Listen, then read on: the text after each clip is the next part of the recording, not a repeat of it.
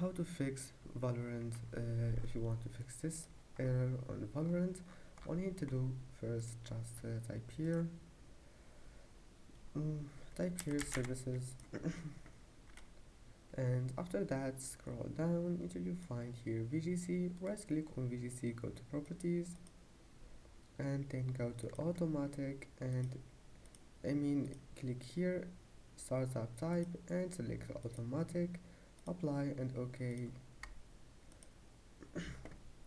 After that, just go to Riot Games folder,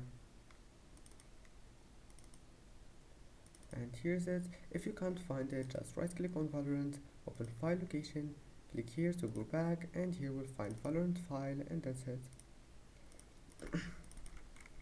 Then go to live, right click on Valorant here, properties, compatibility, and enable those two options, apply and OK, and go to shooter game, binaries 164, scroll down, you'll find Valorant here, properties, and also enable those two options, apply and OK.